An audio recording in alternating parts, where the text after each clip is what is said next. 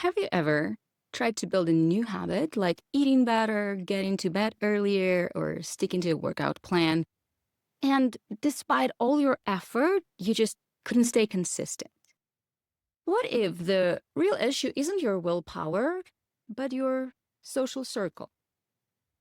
Today, we're talking about the invisible influence your social environment has on your wellness and how to use that influence to support the change you actually want.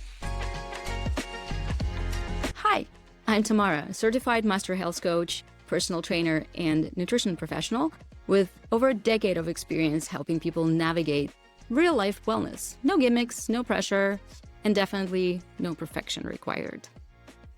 I work with people who are overwhelmed, burned out, or just tired of trying to change it all on their own. One of the biggest game changer I've seen, creating a social environment that supports your goals instead of silently sabotaging. Let's talk about how it works. Whether you are an extrovert and peopling is your virtue and true nature, or you prefer solitude and peace and quiet to feel your best, we are still social creatures, and do we like it or not, we're bound to interact with each other. Social environments we grow up in, as well as the one we currently live in, affect our health and wellness and influence our choices. Sometimes this influence is pretty obvious. Sometimes it's so subtle we don't even notice it, but it's there and it matters. We don't always have choice of who to interact with, how often, and how deep, but we can choose whether or not to accept their influence. We cannot change how we were raised or what messages we got about food, exercise, rest, or emotions. But at any moment, we can start designing a more supportive environment around us, one that helps us grow instead of keeping us stuck. In real life, it might look something like this. Your coworkers are bringing cookies every week, and you find yourself eating them even though you didn't plan to. Your roommate stays up late binge-watching shows, and suddenly you have no bedtime anymore. At family gatherings, everyone expects you to eat until you're stuffed, and you do, even though you know it'll make you feel awful. An influencer you follow swears by a diet that doesn't fit in your lifestyle, but seeing their success makes you doubt your own path. None of these situations make you weak or undisciplined. They make you human.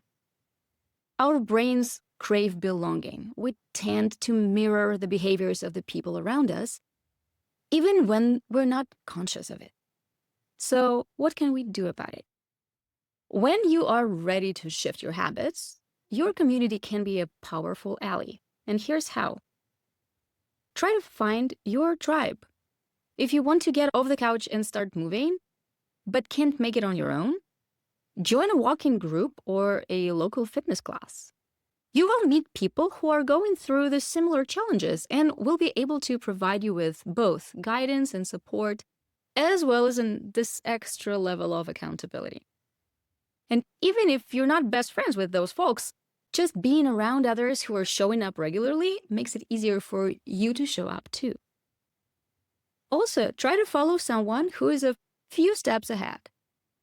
If you want to eat healthier or cut back on alcohol, find out who in your social circle is working towards the same goal, or maybe already made it, and start spending more time with them.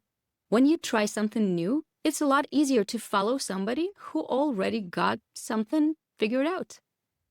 It's a lot easier to order something nourishing at a restaurant when your friend is doing the same. It's less awkward to say no thank you to a drink when you're not the only one passing. Going to the gym for the first time on your own could be quite scary and intimidating.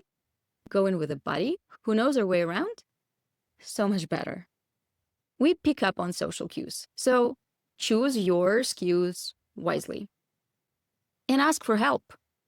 This one can feel vulnerable, but it's worth it. Let your partner, friends, or family know what you're working on and ask for their support. That could mean not bringing certain foods into the house, planning meals together, or helping create a workout space in your home, or joining you for a walk, or just cheering you on.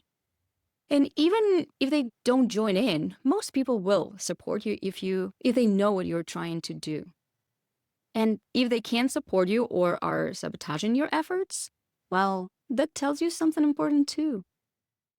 And as much as community can help, sometimes we need to protect ourselves from environments that are not serving us, at least for now. Even if you love the people, there may be seasons of life when their influence just doesn't serve you well. And it's okay to step away, at least for some time, until your new habits have somewhat stabilized. Set the boundaries. It is totally okay to say, hey, I'm really sorry, I'm working on my health right now, and big food center gatherings are really tough for me. I'll sit this one out, but I'd love to catch up another time. That's not selfish. That's clarity. You're not saying you will never show up again. You're just protecting your progress while it's still fragile. I get it. Families can be very tricky sometimes, but in the end, choosing what works for you will benefit them as well. Taking care of yourself will allow you to show up for them more.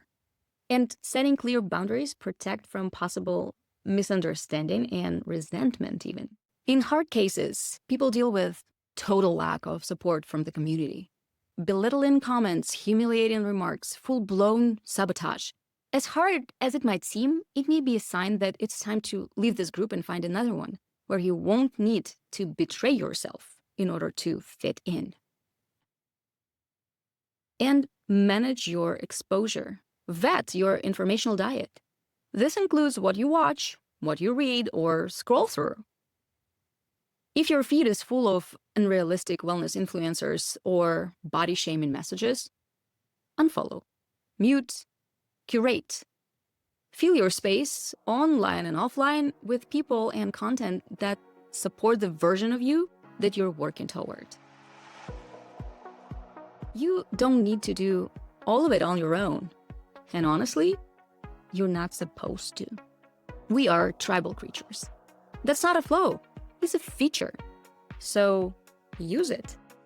Surround yourself with people who help you stay aligned with your goals. Ask for support. Set boundaries. Say no to what drains you. Say yes to what lifts you up. You don't have to be perfect, but you do deserve to be supported. If you want some support while you build your tribe, let's talk. Links in the description. Take care of yourself, and I'll see you next week. Bye.